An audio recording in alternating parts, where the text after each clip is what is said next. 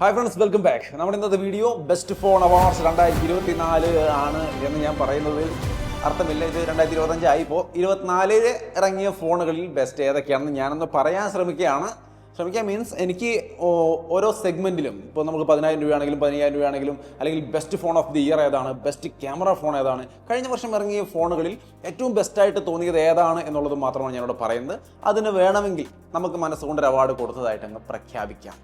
അപ്പോൾ ഏതൊക്കെ കാറ്റഗറികളിൽ ഏതൊക്കെ അവാർഡുകളാണ്, ഏതൊക്കെ ഫോണുകളാണ് നമുക്ക് അവാർഡ് കൊടുക്കാൻ തോന്നുന്നത് എന്നുള്ളത് ഞാനൊന്ന് പറയാം. അപ്പോൾ ആദ്യം തന്നെ നമുക്ക് ഒരു 15,000 രൂപ റേഞ്ച്, അതായത് ബഡ്ജറ്റ് റേഞ്ചിൽ നിന്ന് തുടങ്ങാം. 15,000 രൂപ റേഞ്ചിലാണെങ്കിൽ one of the best value for money, അതായത് ഒരു പ്രൈസ് കൊടുക്കുമ്പോൾ ആ പ്രൈസിന് എല്ലാ സംഭവങ്ങളും അതിലുണ്ട്. അതും ഏറ്റവും ടോപ്പ് ലെവലിലുള്ള ഒരു ഫോൺ ഏതാണെന്ന് ചോദിച്ചാൽ ഒറ്റ ആൻസറേ ഉള്ളൂ, അതിലാർക്കും കൺഫ്യൂഷൻ ഉണ്ടാവില്ല. അത് CMF ഫോൺ 1 തന്നെയാണ്. കാരണം അതിനകത്ത് ഏറ്റവും മികച്ച പ്രോസർ, ആ പ്രൈസിന് കിട്ടാവുന്ന ഏറ്റവും നല്ല പ്രോസർ ഡയമൻസിറ്റി 7300 തന്നെ കൊടുത്തിട്ടുണ്ട്. ഒപ്പം തന്നെ നല്ല കിടിലൻ AMOLED ഡിസ്പ്ലേയിൽ കൊടുത്തിട്ടുണ്ട്. ആദ്യത്തെ ദിവസങ്ങളിൽ ക്യാമറ വലിയ ഗുണമായിട്ട് തോന്നിയില്ലെങ്കിലും പിന്നീട് അപ്ഡേറ്റുകളുടെ ക്യാമറ ഏറ്റവും നല്ലതായി മാറി. UI ആണെങ്കിലും വളരെ നല്ല എക്സ്പീരിയൻസ് ആണ് തന്നത്. ഒപ്പം തന്നെ അതൊരു ഇന്നോവേറ്റീവായി ഡിസൈനുമായി. സോ അപ്പോൾ ഒരു വ്യത്യസ്തമായ ഡിസൈനിലുള്ളൊരു ഫോൺ വേണമെന്നുള്ളവർക്ക് അത് നോക്കാം. പിന്നെ ഈ ഫോണുകളുടെ നത്തിങ്ങിൻ്റെ ഫോണുകൾ ഇതൊക്കെ ഇപ്പോഴും ഈ ഫസ്റ്റൊക്കെ ഇറങ്ങിയ ഫോൺ ഇപ്പോഴും എൻ്റെ കയ്യിലേക്കുന്നുണ്ട്. ഇതൊന്നും കംപ്ലൈൻ്റ് ആയിട്ടില്ല ഇപ്പോഴും. അതുകൊണ്ട് തന്നെ സർവീസ് ഒരു ഇഷ്യൂ ആണ് എന്ന് നിൽക്കുമ്പോഴും ഈ ഫോണുകൾ ഡിപ്പെൻഡബിൾ ആണെന്ന് തോന്നുന്നു. അതുകൊണ്ടാണ് ബെസ്റ്റ് ഫോൺ അവാർഡ്സിൻ്റെ വീഡിയോയിൽ ആദ്യം തന്നെ ബഡ്ജറ്റ് റേഞ്ചിൽ നമ്മൾ CMF ഫോൺ 1 വെക്കുന്നത്. എങ്കിലും ഞാൻ പറയാം, അതിനെല്ലായിടത്തും സർവീസ് ഇല്ല. ഒപ്പം തന്നെ CMF ഫോൺ 1 ബിൽഡ് ക്വാളിറ്റി വന്നാൽ അത്ര നല്ലതും ആയിരുന്നില്ല. അത് ഞാൻ അതിൻ്റെ വീഡിയോയിൽ പറഞ്ഞിട്ടുണ്ട്. എന്നാലും ഈ പറഞ്ഞ ബാക്കി എല്ലാ ഘടകങ്ങളും പരിഗണിക്കുമ്പോൾ അവാർഡ് കൊടുക്കുന്നെങ്കിൽ കൊടുക്കേണ്ടത് അതിനെ തന്നെ. അത് ഒരു അവാർഡ് കൊടുക്കാൻ എന്ന രീതിയിൽ നമ്മൾ ആഗ്രഹിച്ച് നോക്കുകയാണെങ്കിൽ നമ്മൾ അതിന് കൊടുക്കുമെന്നാണ് ഞാൻ പറഞ്ഞത്. പക്ഷേ എൻ്റെ ഒരുപാട് സുഹൃത്തുക്കൾക്കൊന്നും ഞാൻ അത് അങ്ങനെ റെക്കമെൻഡ് ചെയ്തിട്ടില്ല. കാരണം അതിൻ്റെ സർവീസ് എല്ലായിടത്തും അവൈലബിൾ അല്ല. പിന്നെ നാളെ വിലക്ക് ഈ ബ്രാൻഡിൻ്റെ നിലനിൽപ്പ് എങ്ങനെയായിരിക്കും, എന്തായിരിക്കും നമുക്ക് അറിയില്ല എന്നുള്ളത് കൊണ്ട് തന്നെ റെക്കമെൻഡ് ചെയ്യുമ്പോൾ പലപ്പോഴും ഞാൻ ആ റേഞ്ചിൽ ഈ ഫോണിൻ്റെ കാര്യം പറയും. എങ്കിലും നമുക്ക് കൃത്യമായിട്ട് സർവീസ് ഒക്കെ കിട്ടുന്ന Realme P1 ഉണ്ട്. അതേപോലെ Realme Narzo 70 ടർബോ, അത് ഡയമൻസിറ്റി 7300 എനർജി പ്രോസർ തന്നെയാണ് ഇരിക്കുന്നത്, പവർഫുള്ളാണ്. അതിൻ്റെ ഒപ്പം തന്നെ Poco X6 ഇങ്ങനെയുള്ള ഫോണുകളൊക്കെയാണ് നമ്മൾ കൂട്ടുകാർക്ക് പലർക്കും റെക്കമെൻഡ് ചെയ്തത്, പലരും എടുത്തു കണ്ടുള്ളത്, നമ്മൾ റെക്കമെൻഡ് ചെയ്തിട്ടുള്ളത്. എങ്കിലും ടോപ്പ് എന്ന് പറയുമ്പോൾ അത് CMF ഫോൺ 1 തന്നെ. ഇനി 20,000 രൂപ റേഞ്ചിലാണെങ്കിൽ ഞാൻ 20, 22, 23 രൂപ റേഞ്ചിലൊക്കെ ഒരു ഫോൺ നമ്മൾ സുഹൃത്തുക്കൾ ചോദിക്കുമ്പോൾ ബെസ്റ്റ് ഫോണായിട്ട് നമ്മൾ സജസ്റ്റ് ചെയ്ത് വന്നിട്ടുള്ളത്. അതുകൊണ്ട് തന്നെ ആ ഫോൺ തന്നെയാണ് ഒരു അവാർഡ് എന്ന രീതിയിൽ നമ്മൾ നോക്കുകയാണെങ്കിലും ആ റേഞ്ചിൽ ആ ഒരു ഫോണിന് നമ്മൾ അവാർഡ് കൊടുക്കും. ഇതാണ് ഐറ്റം iQOO C9s Pro. ഈ ഫോണിൽ പെർഫോമൻസ് മാത്രമല്ല, ക്യാമറയും ബാറ്ററിയും എല്ലാം ഒരു ഡീസൻറ്റ് ലെവലുണ്ട്. കർവ്ഡ് ഡിസ്പ്ലേ ആണ്, വീഗൻ ലെതർ ഫിനിഷാണ്, വളരെ സ്ലിം ആണ്, വിവോയുടെ നല്ല സർവീസ് ഉണ്ട്. സോ എല്ലാം കൂട്ടിച്ചേർത്തുകൊണ്ട് ഒരു ഓൾറൗണ്ടർ ഫോൺ എന്ന രീതിയിൽ C9s Pro എനിക്ക് ഇഷ്ടപ്പെട്ടൊരു ഫോണാണ്. ഇനി 30-35 രൂപ റേഞ്ചിലൊക്കെയാണ് നമ്മളൊരു ഫോൺ നോക്കുന്നതെങ്കിൽ എനിക്ക് അവിടെ ഇഷ്ടപ്പെട്ടൊരു ഫോൺ, ഞാനൊരു ബെസ്റ്റ് ഫോൺ അവാർഡ്സിനൊക്കെ സെലക്ട് ചെയ്യുകയാണെങ്കിൽ ഞാൻ സെലക്ട് ചെയ്യാൻ പോകുന്ന ഒരു ഫോൺ എന്ന് പറയുന്നത് iQOO Neo 9 Pro എന്ന് പറയുന്ന ഒരു ഫോണായിരിക്കും. കാരണം അതിൽ ഏറ്റവും മികച്ച പെർഫോമൻസ് ഉണ്ട്, അത്യാവശ്യം നല്ല ക്യാമറയുണ്ട്, നല്ല കിടിലൻ ബാറ്ററി, 120 വാട്ടിൻ്റെ ഫാസ്റ്റ് ചാർജിങ്, എല്ലാ ഡിപ്പാർട്ട്മെൻറ്റിലും അടിപൊളി സെറ്റപ്പാണ് ആ ഒരു ഫോൺ. സോ അതുകൊണ്ട് തന്നെ ആ ഒരു ഫോണായിരിക്കും ഞാനിവിടെ എടുക്കുക. ഒരു അവാർഡ് ഫോണൊക്കെ ആയിട്ട് കലക്കാക്കുകയാണെങ്കിൽ, അവാർഡൊന്നും കൊടുക്കുന്നില്ല നമ്മൾ, എന്നാലും അങ്ങനെ സെലക്ട് ചെയ്യുകയാണെങ്കിൽ അതായിരിക്കും എൻ്റെ ഓപ്ഷൻ. പക്ഷെ അവിടെ തീർച്ചയായിട്ടും മറ്റൊരു റെക്കമെൻഡേഷൻ ഉണ്ട്, Edge 50 Pro എന്ന് പറയുന്ന മോട്ടറോളയുടെ ഫോൺ. അതൊരു നല്ല ഫോണാണ്. പക്ഷേ ഇതിൻ്റെ അത്രയും ഇല്ല കേട്ടോ, iQOO Neo 9 Pro അത്രയും വരുന്നൊരു സെറ്റപ്പ് ഇല്ല ഈ ഫോണിനൊന്നും. ബട്ട് എങ്കിലും തീർച്ചയായിട്ടും അതിനൊന്ന് പരിഗണിക്കണം.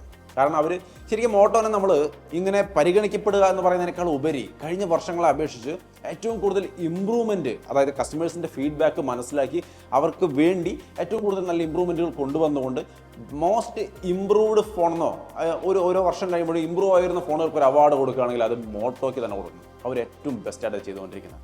അതുകൊണ്ടാണ് ഇവിടെയൊക്കെ ഞാൻ മെൻഷൻ ചെയ്തു പോകുന്നത് മോട്ടോയുടെ ഫോണുകൾ. Edge 50 Pro ഒരു നല്ല ഫോണാണ്. ബട്ട് ബെസ്റ്റ് അവാർഡ് കൊടുക്കുന്നെങ്കിൽ അത് iQOO Neo 9 Proക്ക് തന്നെയായിരിക്കും എൻ്റെ ഭാഗത്തുനിന്ന്. 40,000 രൂപ റേഞ്ചിലാണെങ്കിൽ വ്യത്യസ്തമായൊരു ഫോണാണ് വരാൻ പോകുന്നത്. OnePlus 12R. ഈ ഒരു ഫോണാണ് ഒരു best all rounder phone. Snapdragon 8 Gen 2 എന്ന പ്രോസറാണ്. അത്യാവശ്യം തരക്കില്ലാത്ത നല്ല ഡീസൻറ്റ് ക്വാളിറ്റി ക്യാമറ സെറ്റപ്പ് ഉണ്ട്, നല്ല ബാറ്ററി ഉണ്ട്, 100 വാട്ടിൻ്റെ ഫാസ്റ്റ് ചാർജിങ് ഉണ്ട്. ഓവറോൾ ഒരു നല്ല സെറ്റപ്പാണ്. 5500 mAh ബാറ്ററി, നല്ല ബാറ്ററി ലൈഫ് തരുന്നുണ്ട് ആ ഫോണിൽ. സോ OnePlusൻ്റെ ഈ അടുത്ത കാലത്ത് ഇറങ്ങിയ പല ഫോണുകളിലും പല ഇഷ്യൂസ് ഉണ്ടായിട്ടുണ്ട്. അതുകൊണ്ട് തന്നെ പലരും സാറ്റിസ്ഫൈഡ് അല്ല OnePlus ഫോണുകളിൽ. പക്ഷേ ഈ ഫോൺ വന്നിട്ട് വലിയ തലവേദനയൊന്നും ആർക്ക് സൃഷ്ടിക്കാത്ത നല്ലൊരു ഫോണായിരുന്നു. ആ റേഞ്ചിൽ ഒരു നല്ല വാല്യൂ ഫോർ മണി ഫോണായിരുന്നു. സോ അവിടെ ഒരു അവാർഡെങ്കിൽ അത് OnePlus 12R തന്നെയാണ് കൊടുക്കേണ്ടത്. സോ ഇനി ബെസ്റ്റ് ടോപ്പ് പെർഫോമിംഗ് ഫോൺ, അല്ലെങ്കിൽ 50,000 രൂപ റേഞ്ചിലെ ഒരു ബെസ്റ്റ് ഫോൺ, അല്ലെങ്കിൽ ഈ ഒരു റേഞ്ചിലെ ബെസ്റ്റ് ഗെയിമിംഗ് ഫോൺ, ഈ രീതിയിലൊക്കെ നമ്മളൊരു ഫോണിനെ സെലക്ട് ചെയ്യാൻ, ഒരു അവാർഡ് കൊടുക്കാൻ വേണ്ടി നിങ്ങൾ പരിഗണിക്കുന്നുവെങ്കിൽ എൻ്റെ സജഷൻ ആയിരിക്കും iQOO 13. സ്നാപ്ഡ്രാഗൺ 8 എന്ന പ്രൊസസ്സർ വരുന്നതോട് കൂടി ഈ ഫോൺ തൊട്ട് അങ്ങോട്ടുള്ള ആൻഡ്രോയിഡ് ഫോണുകളുടെയൊക്കെ ഫ്ലാഗ്ഷിപ്പ് ലെവൽ പെർഫോമൻസ് എന്ന് പറയുന്നത് മാറിക്കഴിഞ്ഞു. ഈവൻ ഐഫോണിനെ വരെ കടത്തി വിടുന്ന കിഡിലൻ സെറ്റപ്പുകൾ ആൻഡ്രോയിഡ് ഫോണിൽ വന്നു. ഐഫോണിനെ ആൻഡ്രോയിഡ് ഫോണുകൾ ബീറ്റ് ചെയ്യുന്നു പെർഫോമൻസിന്റെ കാര്യത്തിൽ. അത് ഈ വർഷത്തെ ഒരു പ്രധാന സംഭവമാണ് കേട്ടോ. എന്നെ സംബന്ധിച്ച് അങ്ങനെ തോന്നുന്നു. അത് iQ13 സംഭവിച്ചിട്ടുണ്ട്. Snapdragon 8 പ്രൊസസ്സറാണ്, 6000 mAh battery, 120 what charging, USB 3.2 തന്നെ കൊടുത്തിട്ടുണ്ട് അവർ. ഒപ്പം തന്നെ ഡീസന്റ് ക്യാമറയും Wi-Fi 7 എല്ലാ കാര്യങ്ങളും നന്നാക്കിക്കൊണ്ടാണ് iQ ഈ ഒരു ഫോൺ ഇറക്കിയിരിക്കുന്നത്. അതിനേക്കാൾ മികച്ചൊരു വാല്യൂ ഫോർ മണി ഫോൺ ആ പ്രൈസിന് തൽക്കാലം ഇല്ല എന്ന് തന്നെ പറയാം ഇപ്പോഴേക്ക്. സോ അവിടെ ഒരു ബെസ്റ്റ് പെർഫോമിംഗ്, ബെസ്റ്റ് ഗെയിമിംഗ് എങ്ങനെ വേണമെങ്കിൽ കണക്കി ഒരു അവാർഡ് കൊടുക്കുന്നെങ്കിൽ അത് iQ13 ആയിരിക്കണം എന്നുള്ളതാണ് എൻ്റെ അഭിപ്രായം. വീണ്ടും iQ അല്ലേ, വീണ്ടും iQ വരാന്ന് വെച്ചാൽ ഞാൻ ഇങ്ങനെയാണ് എനിക്ക് ഏറ്റവും ബെറ്റർ ആയിട്ട് തോന്നി, ബെസ്റ്റ് ആയിട്ട് തോന്നി, ഇങ്ങനെയൊക്കെയാണ് നമ്മൾ ഇവിടെ പറഞ്ഞു വരുന്നത്. നമ്മുടെ കൂട്ടുകാർക്ക് ചോദിക്കുമ്പോഴും ഇങ്ങനെയൊക്കെയാണ് പറഞ്ഞു വരുന്നത്. ഈ പ്രൈസിൽ അല്ലെങ്കിൽ നിങ്ങൾക്ക് തോന്നിയോ 50,000 55,000 റേഞ്ചിനിടയിൽ ഇതിനേക്കാൾ മികച്ചൊരു ഫോൺ ഉള്ളതായിട്ട്? ഉണ്ടെങ്കിൽ തീർച്ചയായിട്ടും കമൻറ്റ് ചെയ്യാം. എല്ലാവരും കമൻറ്റ് കൂടി നോക്കിക്കോളൂ. ഞാൻ എല്ലായ്പ്പോഴും പറയുന്നതാണ് കമൻറ്റ് നോക്കിക്കോളൂ എന്നുള്ള കാര്യം. എനിക്ക് ബെസ്റ്റായിട്ട് തോന്നി, അതുകൊണ്ട് ഞാനിവിടെ സെലക്ട് ചെയ്തൊന്നും മാത്രമേ ഉള്ളൂ. സോ ഇനി നമുക്ക് 50,000 രൂപ കഴിഞ്ഞാൽ പിന്നെ നമുക്കൊന്ന് നോക്കാം. 50-60 കഴിഞ്ഞാൽ പിന്നെ എല്ലാം ഫ്ലാഗ്ഷിപ്പ് ഫോണുകളുടെ കാറ്റഗറിയാണ്. അവിടെ നമുക്ക് 3 തരത്തിലുള്ള കാറ്റഗറി മാത്രമേ സെലക്ട് ചെയ്യാനുള്ളൂ. ഒന്ന് ബെസ്റ്റ് ക്യാമറ ഫോൺ ഏതാണെന്ന് ചോദിച്ചു കഴിഞ്ഞാൽ ഒറ്റ വാക്കിൽ ബെസ്റ്റ് എല്ലാ തരത്തിലും പറ്റിയ ഒരു ബെസ്റ്റ് ക്യാമറ ഫോൺ എന്ന് പറയുന്നത് സംഗതി പെട്ടെന്ന് അങ്ങനെ പറയാൻ പറ്റില്ല. പക്ഷേ ഫോട്ടോ എടുക്കാൻ പറ്റിയ ബെസ്റ്റ് ക്യാമറ ഫോൺ ഏതാണെന്ന് ചോദിച്ചാൽ ഇന്ന് ഇൻഡസ്ട്രിയിൽ ഒരാളും മറിച്ചൊരു അഭിപ്രായം പറയാത്ത ഒരേ ഒരു ഫോണേ ഉള്ളൂ. അതാണ് നമ്മുടെ വിവോയുടെ X200 Pro എന്ന് പറയുന്ന ഫോൺ.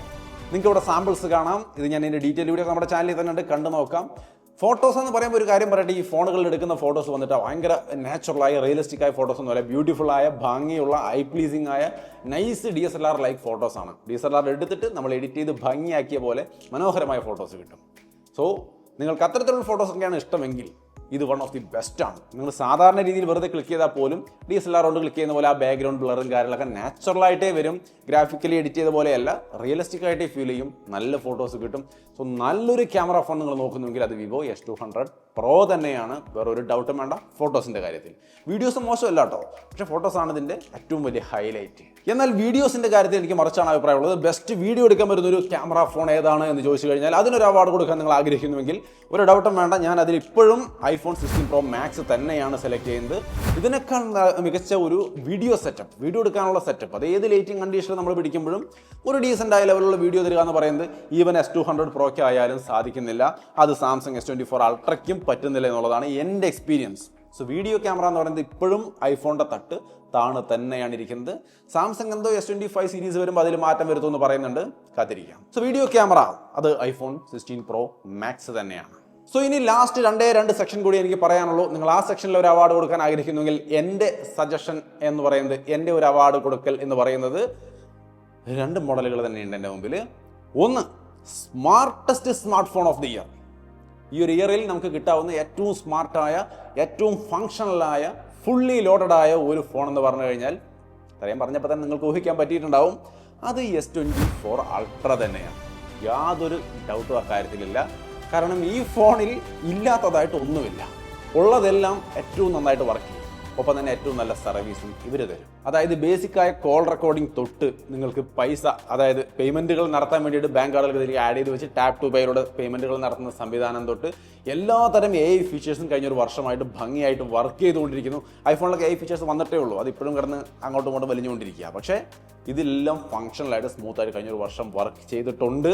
എന്തായാലും ഒരു വർഷം ത്രൂ ഔട്ട് കംപ്ലീറ്റ് വർക്ക് ചെയ്ത് നന്നായി പെർഫോം ചെയ്തൊരു ഫോൺ എന്ന രീതിയിൽ കംപ്ലീറ്റ് സ്മാർട്ട് ഫോൺ എന്ന് പറഞ്ഞുകൊണ്ടൊരു ഫോൺ നിങ്ങൾ നോക്കുന്നുവെങ്കിൽ അത് S24 Ultra തന്നെയാണ്. അതിനാണ് എൻ്റെ അവാർഡ്. പക്ഷേ ഇത് വന്നിട്ട് one of the best camera phone, അല്ലെങ്കിൽ one of the best performing phone, അല്ലെങ്കിൽ one of the best fast charging ഉള്ള ഫോൺ, അല്ലെങ്കിൽ one of the best battery life ഉള്ള ഫോൺ, ഇങ്ങനെ ഒന്നും പറയാൻ പറ്റത്തില്ല. ഇത് ഒരു ഓൾ റൗണ്ടറാണ്, ഇൻക്ലൂഡിങ് S Pen അടക്കമുള്ള സംവിധാനങ്ങൾ വരുന്ന ഇത്രയും ഫീച്ചർ പാക്ഡ് ആയ ഫങ്ഷണലായ വേറൊരു ഫോൺ എൻ്റെ അറിവിൽ തൽക്കാലമില്ല. So phone of the year എന്ന് പറഞ്ഞൊരു ഫോൺ അവാർഡ് കൊടുക്കണമെങ്കിൽ അത് S24 Ultraയ്ക്ക് തന്നെ കൊടുക്കണമെന്നുള്ളതാണ് എൻ്റെ താല്പര്യം. നിങ്ങളുടെ താല്പര്യം എന്താണ്? തീർച്ചയായിട്ടും ഒന്ന് കമൻറ്റ് ചെയ്യണേ. ഇനി എനിക്ക് പറയാനുള്ളത്, ഞാൻ 2 ഫോണുകളെന്ന് പറഞ്ഞല്ലോ, അതിലടുത്ത ഒരു കാറ്റഗറി ഫോൺ ഓഫ് ദി ഇയറെ സെലക്ട് ചെയ്ത് ഇനി ഏതാ ഒരു അടുത്ത കാറ്റഗറി എന്നാണ് നിങ്ങൾ ചിന്തിക്കുന്നതെങ്കിൽ എൻ്റെ ഫേവറേറ്റ് ഫോൺ, ഞാൻ യൂസ് ചെയ്തുകൊണ്ടിരിക്കുന്ന ഫോൺ. സോ എന്നെ സംബന്ധിച്ച്, ഞാൻ ടെക്നിക്കലി അല്ല പറയുന്നത്, എന്നെ സംബന്ധിച്ച് ഫോൺ ഓഫ് ദി ഇയർ ആയിട്ട് ഞാൻ കംപ്ലീറ്റ് ആയിട്ട് യൂസ് ചെയ്തുകൊണ്ടിരിക്കുന്ന, ഫങ്ഷണലായി യൂസ് ചെയ്തുകൊണ്ടിരിക്കുന്ന ഒരു ഫോൺ എന്ന് പറയുന്നത് 24 Ultra അല്ല, ഫ്രാങ്ക്ലി അതെൻ്റെ പേഴ്സണൽ ചോയ്സാണ്. എങ്കിലും എൻ്റെ അങ്ങനൊരു phone of the year award 16 Pro Maxനാണ് ഞാൻ കൊടുക്കുന്നത്. അതെൻ്റെ ഇഷ്ടവുമാണ്. ഒരു തരത്തിലുള്ള ഇഷ്യൂസും എനിക്ക് ഇതുവരെ നേരിട്ടിട്ടില്ല. എൻ്റെ വീഡിയോ പർപ്പസാണ് എനിക്ക് എപ്പോഴും ഏറ്റവും കൂടുതലായിട്ട് വരാറുള്ളത്. അതുകൊണ്ട് വീഡിയോ ഷൂട്ടിങ്ങിനും കാര്യങ്ങൾക്കും ഏറ്റവും യൂസ്ഫുള്ളായിട്ട് എനിക്ക് വന്നിട്ടുള്ളത്. എൻ്റെ ഇക്കോസിസ്റ്റത്തിൽ ഏറ്റവും നൈസായിട്ട് വർക്ക് ചെയ്യുന്നത്. ഒപ്പം തന്നെ വേറെ യാതൊരുവിധ പരാതിയും എന്നെക്കൊണ്ട് ഇതുവരെ പറയിപ്പിക്കാത്ത ഒരു ഫോൺ എന്ന രീതിയിൽ, എനിക്കിഷ്ടപ്പെട്ട ഫോൺ എന്ന രീതിയിൽ മാത്രം എൻ്റെ favourite phone of the year award ഞാൻ ഇവന് കൊടുക്കും. പക്ഷേ അപ്പോഴും ഞാൻ ക്ലിയർ ആയിട്ട് തന്നെ പറയുകയാണ്, ഒരുപാട് ഫീച്ചേഴ്സ് ആൻഡ്രോയിഡിൻ്റെ 24 Ultra'യുടെ ഒന്നും ഫീച്ചേഴ്സ് വെച്ച് നോക്കിയാൽ ഒന്നും ആയിട്ടില്ല. ഒരുപാട് ഇമ്പ്രൂവ് ആയിട്ടുണ്ട്. ഇപ്പോൾ ഈ iOS 18 ഒക്കെ വന്നപ്പോൾ ഒരുപാട് ഇമ്പ്രൂവ് ആയിട്ടുണ്ടെങ്കിലും അതിനൊന്നും റേഞ്ച് പിടിക്കാറുള്ള കളി ഇപ്പോഴും ഇവർ കളിച്ച് എത്താനുണ്ട്. ബട്ട് നമ്മളത് ഉപയോഗിക്കുന്നു.